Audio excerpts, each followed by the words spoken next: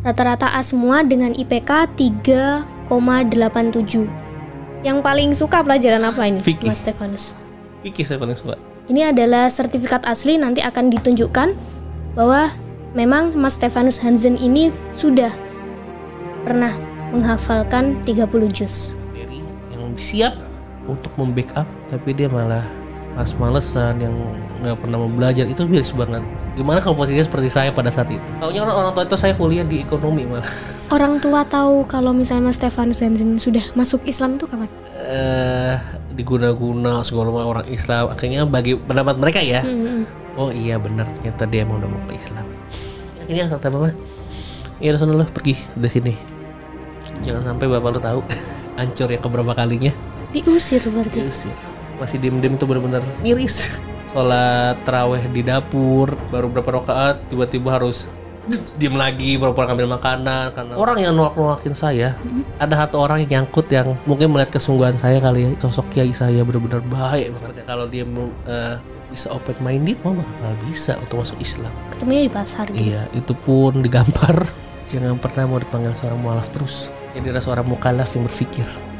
Ada teman saya, ini saksi saya waktu saya kuliah, beliau yang nemanin ke pondok-pondok. Kalau menurut pribadi ya Masya Allah ya, karena emang saya pun yang Islam dari lahir, banyak belajar juga dari beliau ini kan. Oh, ada seorang mu'alaf yang belajar tarbiyah di sekolah tinggi Islam gitu. Iya.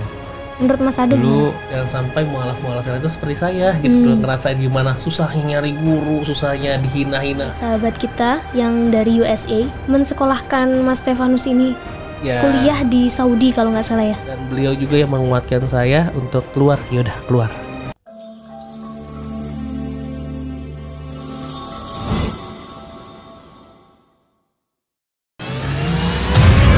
Lelang dakwah, lukisan Sweet Orange, karya Meru Sandia, lukis Indonesia yang diundang langsung oleh Raja Salman, dilelang dengan harga terbaik, yang dananya 100% akan kami gunakan untuk pembangunan Masjid Terpadu Hagia Sophia, Kota Malang. Lukisan Sweet Orange ini dilelang dengan harga 25 juta saja. Untuk muslimin yang lebih dahulu menghubungi kami. Dan berdirilah benteng yang sederhana awal untuk mengabarkan kebenaran rahmatan lil alamin.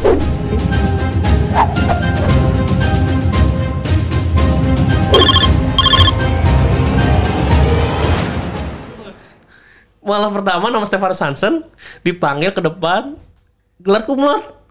Ini beneran gak sih? Tapi di tengah-tengah pelajaran itu bener-bener. Pertama kali itu pelajaran imla dulu. Nulis sama salah satu dosen ulumul Quran dulu. Suruh imla, syahadat, semuanya ini mah buat semua santri. Buat semua mahasiswa, syahadat dengan Al-Fatihah. Saya doang yang nggak ngumpulin. Saya nggak bisa buat tulisan Arab. Baru pertama kali tulis Arab dalam seumur hidup saya. Saya nggak tulisannya nggak tahu gimana. Ibaratnya bisa baca, cuma nggak bisa nulis, kan ribet ya kalau nggak melihat. Ini gimana ya sambung, kalau ini disambung ini gimana ya? Pokoknya nggak bisa. Sampai dipaksa sini. Ih nggak bisa, udah nggak usah, nggak apa-apa, nilai jelek dah. Karena nggak bisa serius. Akhirnya ya udah nyari, saya pikir lagi nggak bisa nih begini terus, saya harus ada tambahan. Setidaknya saya sudah punya basic mu'alaf, kedua udah punya basic, oh saya kuliah di kampus Islam gitu loh. Jadi orang tuh ngeliat, oh sungguh-sungguh nih orang nih, nggak kayak kemarin yang cuma baru syahadat langsung minta ngaji kan gitu. Kalau boleh tahu, kampus Islam kan banyak jurusannya. Iya. Kenapa memilih tarbiyah?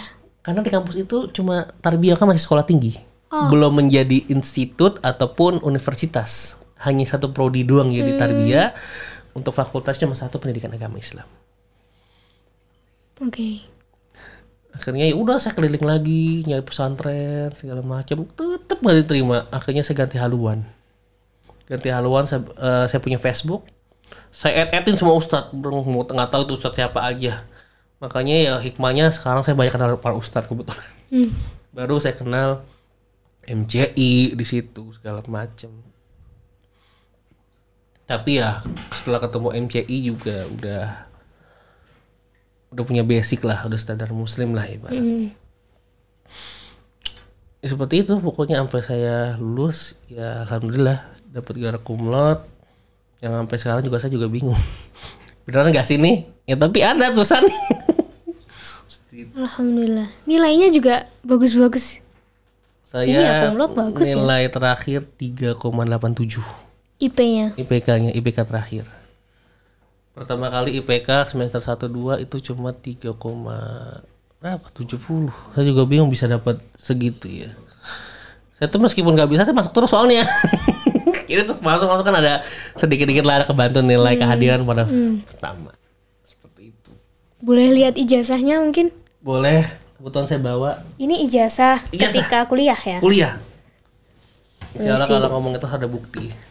Ijazah dari Mas Stefanus Hansen ini sekolah di Sekolah Tinggi Ilmu Tarbiyah Sirojul Falah Bogor, program studi pendidikan agama Islam. Sudah diberikan ijazah S1, SPD. Ini tanggal dikeluarkannya di 28 bulan 9 tahun 2020. 4 tahun pas. Iya, alhamdulillah. Dan ini sudah cum laude ya, dengan transkrip nilai yang sudah ada. Rata-rata A semua dengan IPK 3,87. Yang paling suka pelajaran apa ini, Fikih. Mas Stefanus? Fikih saya paling suka. Fikih. Fikih. Saya paling aktif waktu pelajaran fikih karena fikih itu bagi saya benar-benar berguna banget. Muamalahnya, ibadahnya. Jadi saya fokus ke fikih pada Banyak pendapat dari imam-imam besar wah. gitu kan fikih. Ngulik-ngulik dari pendapat Lihat. mazhab Syafi'i segala macam. Ini syahadah apa nih kalau boleh tahu? Itu waktu bahasa Arab dulu. Tingkat pertama. Semester 1 dulu. Sertifikat kayak dasar lah, kayak angka-angka ujian bahasa Arab, dapat sertifikat. Ini juga ada syahadah telah menyelesaikan hafalan 30 juz Ma'had Tahfidz Al-Qur'an atau Hiriyah Muhammadiyah. Syahadah Daurah Tahfizul Quran 30 juz di tahun 2020 juga. Iya. Di bulan April di tanggal 23. Iya. Ini adalah sertifikat asli, nanti akan ditunjukkan bahwa memang Mas Stefanus Hansen ini sudah pernah menghafalkan 30 juz. Saya juga di tengah-tengah kampus, saya pernah masuk pesantren cuti, nggak salah sekitar 5 bulanan lah, buat ngambil tahfidz hafalan Quran. Alhamdulillah berhasil. 30 juz bukan mungkin ya, karena banyak orang, karena hafidz itu ada 2. Hafidz yang bil ghaib itu mungkin seperti Al-Mukarram Gurunda Ustadz Adi Hidayat. Saya coba ngambil hafalan yang Binatur. iya ziyadah, jadi benar-benar ngambil aja gitu lah. Ini kan perbedaan kalau bil ghaib kan udah dites bener langsung jawab. Nah, saya mah di luar kepala sudah. saya mah nggak munafik. Saya coba ngambil ziyadah yang dimana ketika hari langsung ngeliat dulu, baca dulu berapa menit, baru apa lagi gitu. Setidaknya tapi saya bangga lah ibaratnya bisa dalam tahap seperti itu seorang. Alhamdulillah. Ini 30 juz ini dicapai sekian berapa bulan? 3-4 bulan. Cepat ya termasuk hafalannya. Alhamdulillah. Karena banyak orang yang berpersepsi hafidz Quran itu kayak Adi Hidayat yang harus benar-benar hafal. Sebenarnya kan nggak semua. Ada yang ziyadah, ada yang bil ghaib segala macam seperti itu. Sebenarnya ilmu hafal Quran sendiri pun ketika menambah itu gampang. Iya. Menjaganya itu yang susah. harus istiqomah. Iya. Makanya ya murojaah itu ya sampai mati. Nggak ada batasan. Nggak ada waktu. batasannya. Ini juga kita baru tahu ternyata Mas Stefanus Hansen ini sudah alhamdulillah sudah menghafal Selesai. 30 juz ya. Selesai untuk hafalannya. Tinggal murojaahnya yang sulit mungkin ya. Yang harus Sambil diistiqomah, berjalan. sambil berjalan. Ya gitulah lika-liku dalam mencari ilmu. Makanya suka sedih aja kalau ketika ngelihat mualaf dengan fasilitas yang sangat mewah untuk sekarang ini. yang sudah dimudahkan oleh banyaknya mualaf center, banyaknya para donatur mungkin ya, kalau dalam segi materi yang siap untuk membackup, tapi dia malah males-malesan yang nggak pernah mau belajar. Itu biasa banget. Gimana kalau posisinya seperti saya pada saat itu, harus mencari guru segala macam yang ngalamin yang namanya jatuh, untuk gila akan pengen mencari ilmu tapi nggak ada gurunya. Sekarang udah gampang banget. Nah, kalau boleh tahu ketika masa perkuliahan, masa pembelajaran, itu orang tua masih support? Enggak, aku udah enggak. Oh, udah enggak. Udah enggak. Saya taunya orang tua itu saya kuliah di ekonomi malah. Bingung kan? Udah ngelihat brosurnya. Ya mungkin bisa disebut kebohongan kali ya. Saya bilang saya ngaku sekolah ekonomi, tapi percaya. Ya betul saya lulus. Sampai Orang tua tahu kalau misalnya Mas Stefanus Hansen sudah masuk Islam itu kapan? semester berapa ya? Pulang dari pondok lah. Ketahuan sholat diusir. Responnya langsung gimana? Kebetulan ibu kan lagi sholat zuhur pada saat itu, lagi libur kuliah kalau nggak salah. Sholat lah, kan nggak bisa sholat di luar kan, karena pertama nggak ngampus, kedua juga main nggak boleh sama orang tua kan. Ya udah sholat dibuka kamar tuh nggak boleh dikunci. Orang tua saya tuh pantang banget buat kunci pintu. Anak-anaknya nggak boleh, bener-bener harus keterbuka lah. Ibu masuk jebret, saya jatuh karena saya sholat di pinggir pintu, ngadep kiblatnya. Ya ibu diem 1000 bahasa, coba ngeluarin air mata, nangis doang pada saat itu. Ya, saya juga nggak bisa ngomong apa-apa. Ya udah. Sudah lihat waktu itu Mas Stefanus sholat gitu. Akhirnya kecurigaan dia selama 2 tahun 3 tahun itu ya Terjawabkan ketika itu. terjawab pada saat itu. Dikatain diguna-guna segala macam orang Islam. Akhirnya bagi pendapat mereka ya, oh iya benar, ternyata dia emang udah mau ke Islam. Ya udah, nggak bisa ngomong apa lagi dah. Maafin ya mah, langsung ngomong gitu, udah nggak bisa ngomong apa lagi. Akhirnya kata mama, ya udah sana lu pergi dari sini, jangan sampai bapak lu tahu. Kalau tahu, lu sampai nyakitin mama. Karena mama itu paling nggak mau anak-anaknya itu dipukul. Mama itu paling nggak mau anaknya digebukin sama sosok ayah. Karena ayah kan yang paling keras pada saat itu. Ngedidik itu benar-benar kayak militer. Gak bisa mah diomongin ke papa gitu kan. Udah nggak usah, udah pergilah. Ya udah pergi. Dengan ancur yang keberapa kalinya. Diusir berarti. Diusir. Dengan ancur keberapa kalinya. Satu sisi kecewa dari segi anak, udah ngecewain beliau kan.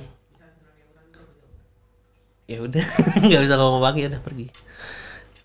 Kakak perempuan? Kakak kerasnya sama kayak bapak. Itu lagi kondisi lagi pada tidur semua, sholat zuhur. Nah saya pikir tuh orang ibu tuh lagi di luar lagi ngobrol sama tetangga, ternyata malah masuk ke kamar kan. Itu pun sholatnya di kasur. Jadi kalau mau masuk tuh harus dibuka dulu kasurnya, dan langsung dicebret gitu. Jadi ke itu dulu mah bener, kalau pada saat masih diem-diem itu benar-benar miris. Pernah sholat di dapur, sholat taraweh di dapur, baru berapa rakaat tiba-tiba harus diem lagi, baru ngambil makanan karena orang tua kamar mandi segala macem. Oh iya ya, juga sudah mengalami puasa Ramadan berarti. Sudah dong, sudah. Gimana itu waktu masih di rumah? Saya puasa Ramadan itu tiga kali ketemu puasa Ramadan lah ya jatuhnya ya. Karena kampus libur, tapi saya ngomongnya masuk sama orang tua. Saya jalan-jalan aja kemana sambil ngaji.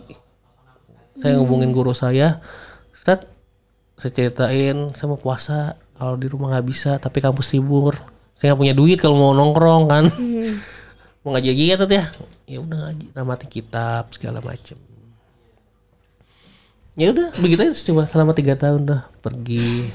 Yang lain pada santai-santai di rumah kan, pada khusyuk tilawahnya segala macam. Saya mau pergi ngaji karena pengen buat bisa puasa Ramadan. Ntar jam 3 sekitar 2 jam perjalanan itu dari rumah ke rumah guru saya tuh di daerah Bojong sana sekitar 2 jam. Saya pergi jam 9, nyampe sekitar istirahat Zuhur, kalau kita mulai ngaji jam 3 selesai, habis asar sholat, nyampe rumah udah maghrib. Gitu aja terus. Tapi alhamdulillah dimudahkan. Dimudahkan, alhamdulillah. Nah, terus cerita ketika sudah diusir dari rumah itu, terus Mas Stefanus ini tinggal di mana? Saya pertama kali tinggal di pondok. Pondok pesantren. Yang saya takosus. Pokoknya intinya saya orang yang nolak-nolakin saya. Ada satu orang yang nyangkut yang mungkin melihat kesungguhan saya kali ya, jadi seperti sosok kiai saya, benar-benar baik banget di pondok kita, benar-benar perhatian banget lah ibaratnya. Ya sudah, akhirnya tinggal di pondok sampai bisa ngajar privat sampai sekarang. Ya udah akhirnya ngajar privat untuk menghidupi kebutuhan segala macem. Sampai sekarang alhamdulillah Allah masih menghidupkan. Mas sampai sekarang tinggal di pondok? Kosan kebetulan, karena kan udah pondok itu bagi saya adalah suatu rumah belajar yang harus benar-benar ditakutin. Bukan takutin ya, ditaatin. Saya pikir saya belum bisa mentaati peraturannya karena kan nggak boleh keluar-keluar kalau anak pondok kan. Kecuali kalau entah dari mana kan saya tiap hari harus keluar, harus memilih hidup saya. Ya udah saya ngekos. Makanya aman ya? Makan? Aman alhamdulillah. Kan rezeki itu min haitsu la yahtasib. Rezeki itu datang dari mana aja. Saya percaya itu. Bahkan burung gagak itu pas lahir warnanya putih. Bahkan orang tuanya pun gagak itu nggak pernah mau mengakui kalau itu burung gagak. Tapi Allah jamin rezekinya. Sampai dia bisa hidup, dia sampai bisa terbang, sampai bisa menjadi hitam kembali. Allah jaga. Dan saya pegang itu semua. Ya meskipun gak memungkiri ada di mana fase mungkin saya harus gali lubang tutup lubang segala macam. Itulah proses kehidupan. Itulah proses yang dimana akan menjadi cerita buat anak cucu saya nanti. Seperti itu. Lika-liku makanya yang saya bilang bahagia banget lah kalau coba aja saya mualafnya sekarang ya. Mungkin gak bakal ngalamin ekstrim ataupun sesusah itu untuk mencari guru, untuk pengen kuliah, untuk tinggal segala macam. Karena sudah banyak yang menaungi, mualaf center sudah ada di mana-mana. Sudah ada di mana-mana, sudah. Ketika lo mau ngomong pasti dikasih. Yang ini saya nggak dapetin makanya. Tapi dengan kegigihan, niatnya masih sangat kuat. Dan gak tergoyahkan meskipun dikerasin seperti itu kayak gitu kan. Alhamdulillah. Makanya kalau saya bilang jadi mu'alaf itu jangan terlalu manja. Jangan mentang-mentang banyak yang menaungi, banyak yang memberikan, banyak yang support. Tapi balik lagi, girolos dipertahankan. Dan banyak yang mu'alaf yang itu, mu'alaf yang ya udah, yang penting gue bisa makan, nggak mau belajar segala macam. Sebenarnya ketika kamu mau belajar agama, Allah jamin kok rezekinya. Buktinya nih, saya pribadi saya sudah menjalankan itu semua. Saya bakal berani ngomong ketika saya sudah menjalankan. Ini pesan untuk para mu'alaf di luar sana ya. Iya, karena saya sekarang juga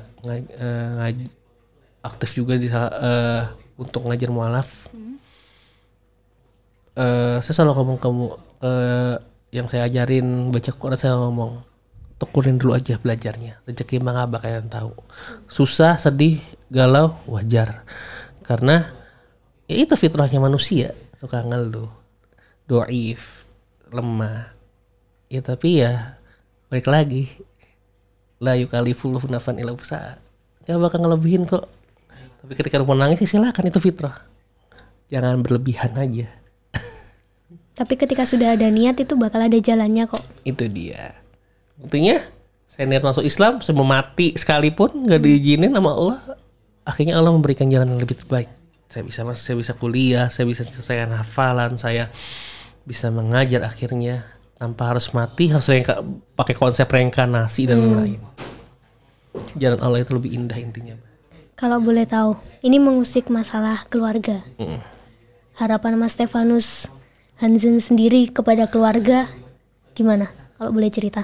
Jujur untuk sekarang harapan saya masih sama seperti anak-anak lain mungkin. Masih sama seperti mualaf-mualaf lain. Masih punya harapan bisa balik. Bisa dapat hidayah. Ya meskipun balik lagi hidayah itu adalah mutlak milik Allah.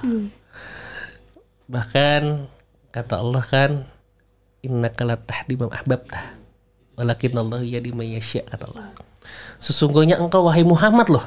Itu buat Muhammad, Nabi Muhammad kita. Nabi kekasihnya Allah. Itu gak bisa ngasih hidayah.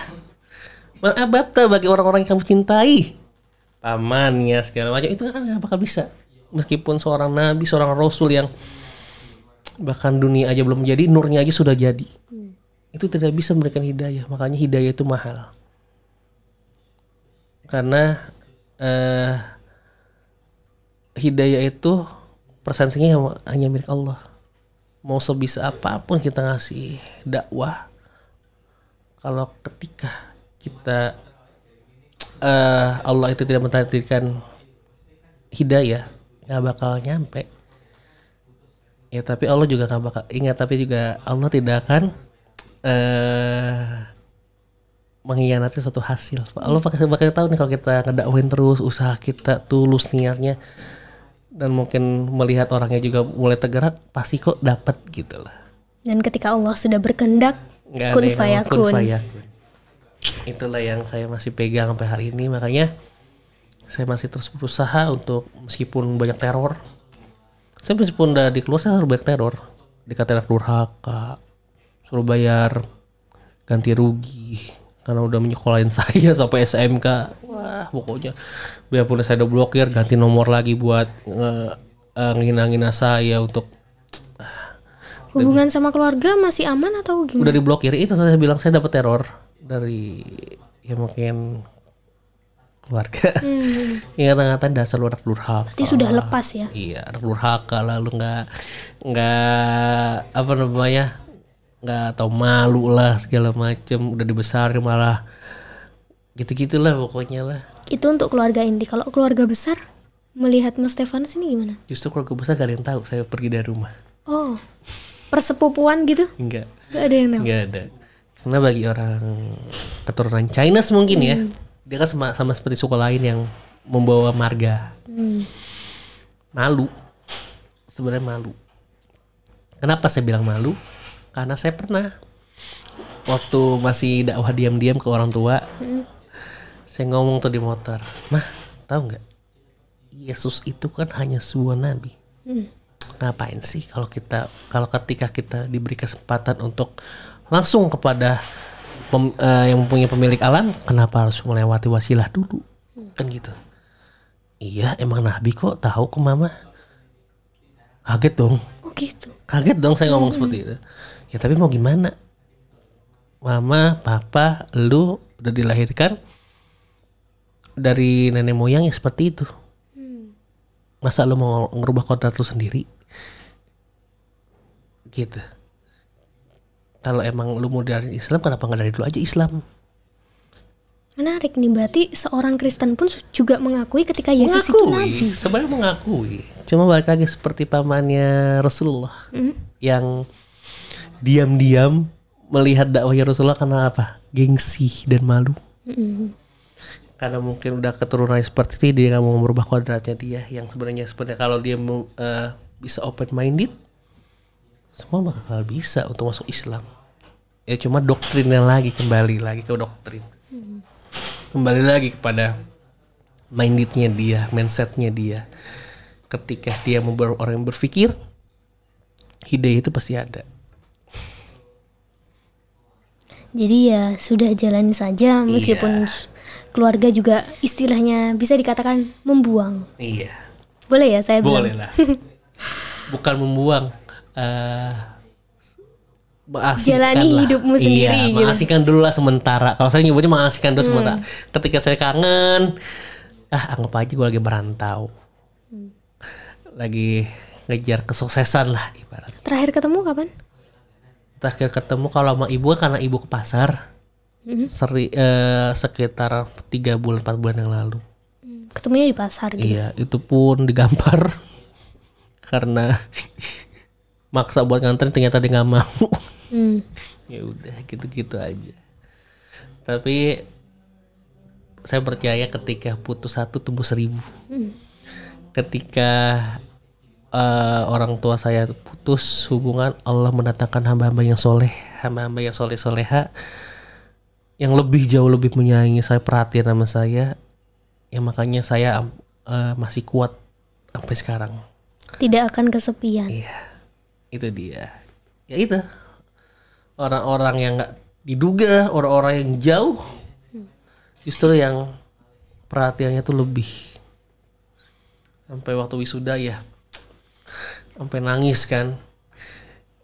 Pada saat hadap belakang lihat orang tuamu, lah orang tua saya kemana? Saat orang tanya pada meluk ibunya, ayahnya, waduh saya siapa? Meskipun yang di foto ini tuh benar-benar sayang banget sama saya, datang ke wisuda, ya yang namanya anak ya, biarpun bukan apa ya, bukan hubungan darah, tuh kayak ada yang ngejanggal aja gitu loh. Nangis kejar di situ, kayak sedih peluk, tenang lagi. Intinya ya gitulah. Kalau selalu menghadirkan hamba-hambanya yang soleh-soleha, yang selalu mengeluarkan saya, makanya bisa bertahan sampai saat ini. Alhamdulillah, Mas Stefanus Hanzin ini bisa dibilang mu'alaf sejati. Karena mau belajar Islam tuh tanpa henti gitu. Amin, insyaallah. Semoga sampai terus. Sekarang masih belajar terus ya? Masih lah. Ilmunya sudah subhanallah ini sepertinya. Enggak lah, ilmu itu mah tergantung lah. Masih banyak yang lain mungkin. Alhamdulillah. Ngobrol tentang pendidikan, ngobrol tentang gimana Mas Stefanus ini kuliah. Ini ada juga berita dari sahabat kita yang dari USA, Pak Hartono Ahmad. Iya, beliau juga salah satu pengganti orang tua saya, yang setiap hari udah kayak ayah saya sendiri. Kegiatannya apa? Gini, pokoknya dia tuh nggak mau. Setiap hari kontak terus. Setiap hari kontak-kontak sama beliau. Pokoknya intinya beliau itu the best lah sampai sekarang. Biarpun itu kita kenal dari FB loh. Semenjak yang awal saya pertama kali masuk Islam, yang ingin mau nyari guru tuh kan saya add-in tuh. Nah kebetulan ngeliatin beliau. Oh, ketemunya di online ya, Facebook. Dan beliau juga yang menguatkan saya untuk keluar. Yaudah keluar. Dan beliau juga sudah bersedia untuk mensekolahkan Mas Stefanus ini kuliah di Saudi kalau nggak salah ya. Amin, insyaallah. Makanya lagi berjuang nih untuk cita-cita saya dulu tuh cita-cita saya tuh ya masih kafir. Saya tuh punya cita-cita tinggi, pengen di Harvard dulu. Pengen kuliah, wah di Amerika keren nih ya, Harvard gitu. Setelah masuk Islam saya ganti, wah kayaknya Saudi ataupun Timur Tengah kayaknya bukan yang tepat lah untuk mencari mendalami Islam seperti itu. Berarti keinginannya sangat kuat ya untuk kuliah di Saudi Arabia. Iya. Di Mekah ataupun Madinah? Iya. Gak masalah ya? Gak masalah, yang penting saya bisa melanjutkan studi di kota-kota yang penuh barokah. S2 berarti? Mau S2, S1 saya tetap harus mau apa aja, saya tetap mau jalan. Ini sudah proses atau gimana? Lagi proses, kemarin sudah pendaftaran, tinggal menunggu pengumumannya aja. Oh, ketika pengumuman kalau pendaftaran di Saudi itu kalau nggak salah 1 tahun setelah gitu ya? 1 tahun setelah. Makanya tahun ini mungkin di pertengahan atau akhir Al-Alam itu pengumumannya. Makanya lagi dikuatin doanya, ikhtiarnya sudah, tinggal doanya saja. Alhamdulillah. Mungkin ini akan ditonton oleh kedutaan besar Saudi. Barangkali insya Allah. Semoga mereka juga melihat, dan jika ingin mensekolahkan Mas Stefanus ini sangat alhamdulillah sekali ya. Sujud syukur langsung. Langsung kenalannya kedutaan kayak gitu.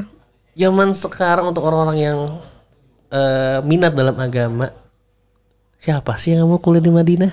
Siapa sih yang mau kuliah di Mekah yang ibaratnya kotanya para nabi, kotanya para anbiya, kotanya yang penuh dengan keberkahan?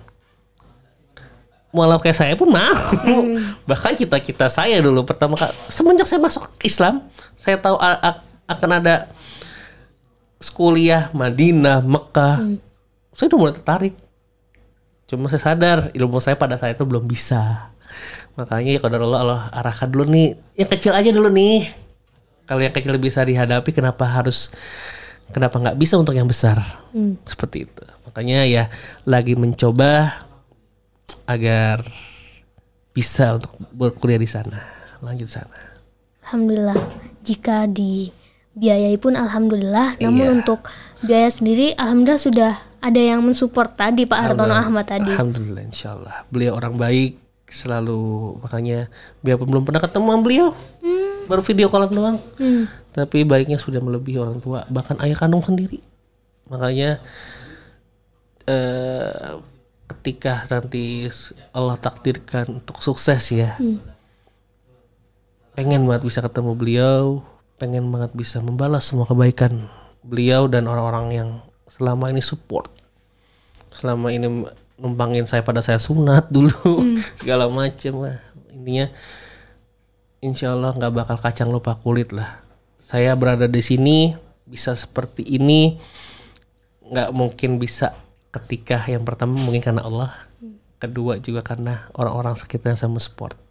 Karena berapa kali saya mencoba untuk murtad, ada karena saking udah galau ataupun itu karena dihina, karena nggak kuat karena orang tua segala macam, pernah. Cuma ya beliau-beliau ini yang selalu ada ketika saya lagi galau. Pokoknya saya cetin aja tuh. Ketika saya galau saya cetin guru saya segala macam. Buat apa? Bukan buat caper atau apa, tapi pengen nyari kata-kata yang bisa menyemangati saya lagi. Makanya saya gabung kemana-mana karena saya ingin butuh komunitas yang bisa menguatkan saya. Karena saya tahu diri saya lemah, diri saya apa ya, bisa dibilang rapuh lah ya ketika berhadapan orang tua. Saya biarpun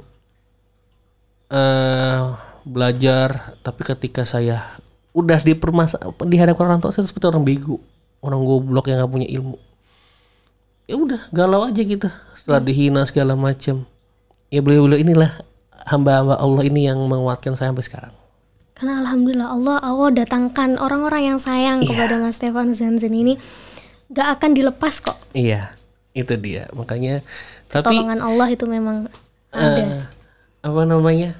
Ketika saat lagi galau banget rasanya itu tuh nikmatnya seperti dipeluk sama Allah di situ.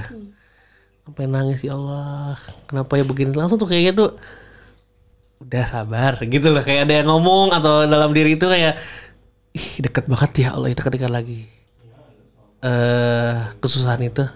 Justru Allah tuh ada hadir, rasa Allah itu hadir tuh ketika masa itu tuh gede kalau menurut saya. Merasa kayak dipeluk banget sama Allah tuh, udah sabar gitu. Makanya kuat sampai sekarang tuh yang seperti itu. Alhamdulillah, dari lika-liku perjalanan Mas Stefanus Hansen sendiri memeluk agama Islam, agama yang kafah, yang inilah agama yang sebenarnya gitu kan, Tuhan satu gitu. Menurut Mas Stefanus sendiri, lika-liku perjalanan itu untuk menjadi seorang mu'alaf tuh susah nggak sih? Tergantung orang, survive-nya lagi. Setiap orang pasti memiliki tingkat kesabaran yang berbeda, tingkat pengelolaan masalah yang berbeda, ujian yang berbeda. Jadi ya dibilang berat mungkin tidak menurut orang lain, tapi berat menurut dia. Relatif lah masalah berat itu. Kalau saya pribadi ya dibilang berat, ya pasti ada berat, pasti ada. Cuma ya kembali lagi, kita punya Allah yang maha dahsyat, Allah yang besar, Allah yang mempunyai banyak sekali Rahman Rahim yang pasti diberikan ke kita. Seperti itu. Jadi gak ada yang berat lah bagi Allah. Tapi kalau kita merasa berat, ya itulah fitrah manusia. Kembalikan lagi kepada Allah. Tauhidnya kan seperti itu. Menyesal gak menjadi mu'alaf? Karena kan memang Islam itu kalau dilihat dari sisi agama yang lain, banyak sekali peraturan, banyak sekali tantangan. Ini haram kayak gitu. Dulu pertama kali saya masuk Islam, ya baru-barulah Nyesel dari segi anak pasti ada, nggak munafik, pasti nyesel dari segi anak pasti ada. Bohong orang yang ngomong nggak nyesel kalau nggak ninggalin orang tua, pasti ada. Nyeselnya apa sih? Bukan nyesel masuk Islam, tapi nyesel kenapa sih kita nggak dilahirkan dari keluarga yang muslim gitu lah. Kenapa sih harus ngerasain ditinggal orang tua gitu lah. Kalau nyesel secara batin mah nggak ada. Justru adalah suatu kebanggaan, suatu keberuntungan mungkin yang semua orang tidak bisa dapatkan. Hidayah. Alhamdulillah. Yang terakhir mungkin bisa Mas Stefanus Hansen kasih closing statement untuk pembicaraan kita pada hari ini. Dari sekian banyak kisah perjalanan Mas Stefanus itu mungkin ada tips-tips atau ini loh ketika menjadi mu'alaf itu seperti ini gitu. Mu'alaf ya. Mu'alaf itu kan yang dilemahkan hatinya, sedang dilembutkan sama Allah hatinya. Kalau pesan saya, jangan pernah mau dipanggil seorang mu'alaf terus. Jadilah seorang mukallaf yang berpikir. Selanjutnya untuk yang non muslim, kita tuh ngiri tahu sama kalian semua. Ngirinya pengen bisa loh hidup seperti kalian yang menjalankan Islam secara bareng-bareng. Jadi ngaji disuruh tanpa harus ngumpet-ngumpet. Manfaatkanlah itu semua selagi kita masih bisa didapatkan. Karena di luar sana, mu'alaf sana banyak yang menginginkan kehidupan seperti itu. Dan mu'alaf juga harus bersyukur. Saat yang lain yang non muslim mungkin belum diberikan hidayah, kita sudah diberikan hidayah. Intinya hidup itu harus mensyukuri segala nikmat, meskipun nikmat yang paling terkecil. Kalau nikmat terkecil saja kita bisa syukurin, bagaimana Allah ingin memberikan nikmat yang besar. Yang ada malah sombong ketika Allah kasih nikmat yang besar. Seperti itu. Intinya terus banyak bersyukur, qanaah. Udahlah, intinya mah pasrahin aja sama Allah apapun keadaannya. Itu sih pesannya buat mu'alaf yang dan di luar sana yang Islam dari lahir, yang mungkin kan banyak yang ngomong enak ya jadi mu'alaf ya gini-gini. Antum nggak tahu kehidupan mu'alaf seperti apa. Bahkan banyak yang ngiri seperti antum. Yang pengen punya orang tua nih, contohnya nih, saya pengen punya kehidupan seperti orang yang dilahirkan dari orang Islam. Karena dulu karena saya mungkin dari kecil sudah tidak merasakan yang namanya kasih sayang. Yang ada masuk belajar bahkan kelas 2 SMP pun yang tadinya orang-orang masih bermain, saya sudah dihadapkan dengan satu pilihan yang dimana pilihan itu menentukan hidup saya ke depan. Akhiratnya bakal ditentukan pada saat memilih pada saat itu. Makanya waktu pertama kali masuk Islam tuh sholat Jumat, saya nggak fokus ke sholat Jumat pada saat itu. Saya ngeliat kanan kiri, wah ada anak sama ayahnya kiri, wah saya nangis di situ, ya Allah kenapa nggak bisa ngerasain seperti itu. Nah pesannya seperti itu, bersyukurlah, intinya antum dilahirkan sebagai muslim, manfaatkanlah, karena banyak di luar sana yang iri sama antum semua yang dilahirkan sebagai Islam sejati, Islam dari lahir. Bishem Adonai Harahaman Harahum Hadahillah Ledonai Rabban Ha'alamin Harahaman Harahum Molech Yom Haddin Otcha Abedim Obekha Mistay'in. Mas Stefanus ini kan datang ke sini jauh-jauh dari Bogor itu ditemani oleh temannya ya? Iya, benar sekali.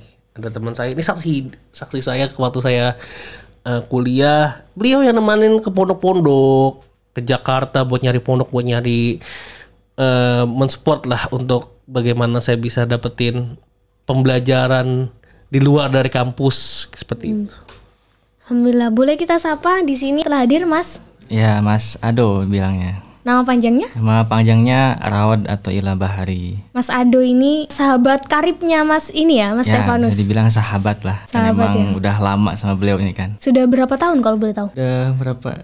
6 lah ya. 6 tahun kayaknya. Dari awal masuk kuliah. kita Awal bareng-bareng. semester berapa? Pas benar kenal semester 2 ya. Iya. Teman kuliah. Teman kuliah, satu kelas, satu angkatan juga. Melihat sosok Mas Stefanus Hansen sendiri, menurut Mas Ado gimana? Kalau menurut pribadi ya, masya Allah ya.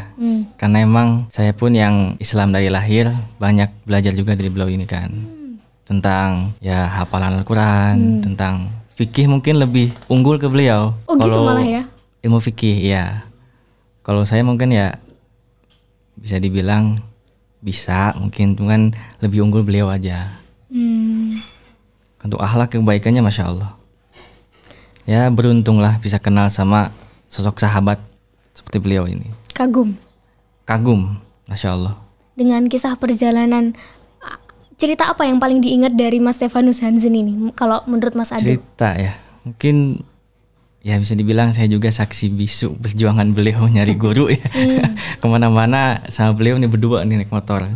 Jadi banyak sih, cuman apa ya, kurang ingat juga. Udah lama juga.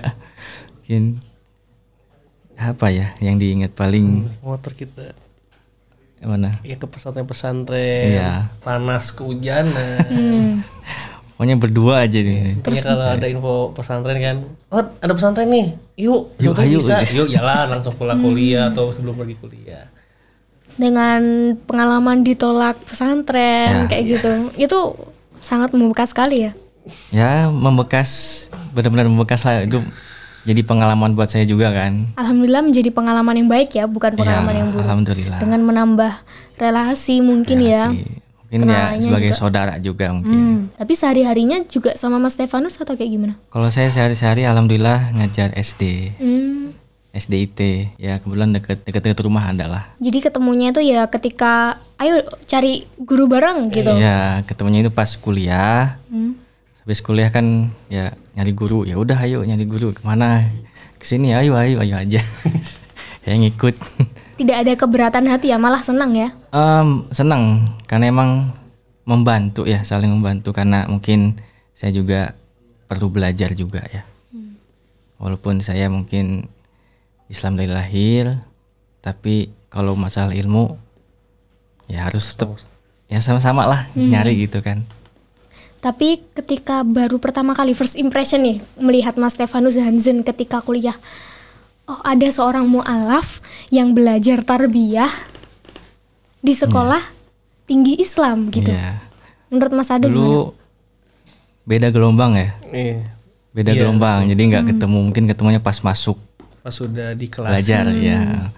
Dulu sih nggak apa ya, nggak merhatikan beliau ini, nggak. Jadi fokus ketemunya emang udah deket saat itu. Nah ketika pas semester 2 baru tuh mungkin agak kenalan. Kan emang dari ospeknya juga nggak sekelompok mungkin ya, kan dulu kalau kuliah itu deket sama yang ospek, satu kelompok. Nah beliau ini nggak sekelompok sama saya. Jadi agak kurang sih kalau semester 1 ya. Nah di semester 2 baru kenalan, mungkin agak lebih deket juga. Karena dulu apa ya, ituin acara ya. Iya. Acara di Ikut BEM juga. ikut kan. BEM. Nah, di situ Ngurus udah organisasi bareng ya, gitu ya. bareng.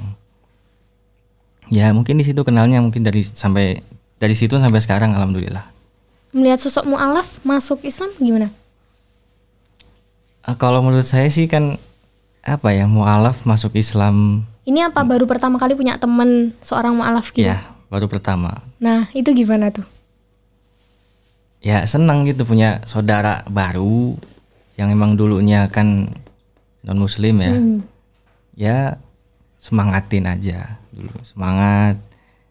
Ya pun sering galau ya. Ya. Walaupun ya sama-sama galau pernah. Ya sahabat Mas Ya, seperti itu. sama sahabat ya pasti ya ngerasain yang sama lah. Ada pesan-pesan khusus buat Mas Stefanus nggak? Cepat nikah ya. Intinya untuk sahabat yang satu ini, masya Allah, apa ya, mungkin tetap jadi seorang sahabat yang seperti ini, yang baik, yang apa ya, pokoknya nggak berubah lah. Mudah-mudahan juga kan beliau ini mau kuliah di Madinah. Amin. Mudah-mudahan termasuk mahasiswa yang udah diterima gitu. Amin ya Allah. Benar-benar masuk ke sana. Dan ya hafalannya mungkin Bisa tambah lagi. ya ditambah lagi, diperkuat lagi kan. Ya sama-sama berjuang lah. Bisa ngejar sanad loh Mas. Iya. Semangat buat Semangat. mengistiqomahkan Ya, ini lagi semangat. ayat-ayat Harus Allah. istiqomah. Semangat, selalu istiqomah, selalu memberikan nasihat-nasihat kepada sahabatnya yang emang lagi galau atau mungkin ada pemikiran yang lagi gelisah gitu kan. Beliau ini suka ngasih kata-kata mutiara yang buat penyemangat lah, motivasi gitu kan. Jadi saya sangat kagum aja. Udah itu aja pesannya. Alhamdulillah. Jadi memang mengenal sosok Mas Stefanus Hansen ini membawa dampak positif untuk Mas Ado sendiri ya. Alhamdulillah, alhamdulillahnya itu. Ya makanya tadi bilang sangat beruntung saya bisa ketemu sama beliau ini kan. Alhamdulillah. Alhamdulillahnya. Dan terima kasih sudah hadir Alhamdulillah. Mas-mas berdua ini jauh-jauh dari Bogor dengan perjalanan naik apa kemarin? Naik kereta. Naik kereta. Perjalanan naik kereta dengan berjam-jam dan sudah hadir di sini menceritakan kisah perjalanan ketika pertama kali masuk Islam. Iya. Sekarang sudah bukan mu'alaf lagi ya. Bukan lah. Ya, saya revisi. Menjadi seorang Mukallaf. mukallaf. Seorang muslim yang sejati insyaallah. Alhamdulillah. Dan akan terus belajar lagi. Harus sampai nanti Allah yang sudah menutup usia baru kita berhenti. Istirahatnya seorang Menuntut ilmu kan. menuntut ilmu orang-orang soleh itu nanti ketika sudah di akhirat baru istirahat. Kita doakan bersama-sama semoga dari Mas Stefanus ataupun Mas Ado mendapatkan banyak sekali pengalaman baru. Amin insyaallah. Untuk Mas Stefanus Amin. Amin. akan kuliah di Saudi insya Allah. Amin, Semoga dipermudah, diperlancar dan akan menebarkan ilmu itu kepada yang lainnya, Amin. khususnya kepada mu'alaf-mu'alaf Itu itu. dia. Seperti tadi yang diceritakan bahwa dulu itu ketika menjadi seorang mu'alaf tuh dilepas dan Iya. tidak diberi pembelajaran atau apapun. Nah, disinilah datang Mas Stefanus untuk mengajarkan itu kepada mu'alaf-mu'alaf yang baru. Iya. Bahkan Insya Allah. termasuk tarbiyah juga saya punya keinginan ataupun jangan sampai mu'alaf-mu'alaf yang lain itu seperti saya gitu tuh, ngerasain gimana susahnya nyari guru, susahnya dihina-hina karena dianggap mu'alaf palsu segala macem seperti itu. Niat saya seperti itu masuk tarbiyah, bukan yang sok-sok wah mau dipanggil ustadz nih apa Allah, itu jauh. Yang penting saya bisa bermanfaat khususnya untuk mu'alaf dan orang-orang sekitar. Dan yang terpenting satu tadi, jangan sampai mu'alaf itu ketika ada yang bersungguh-sungguh ingin belajar, jangan sampai seperti saya dilepas begitu aja. Karena sayang, hidayah itu mahal.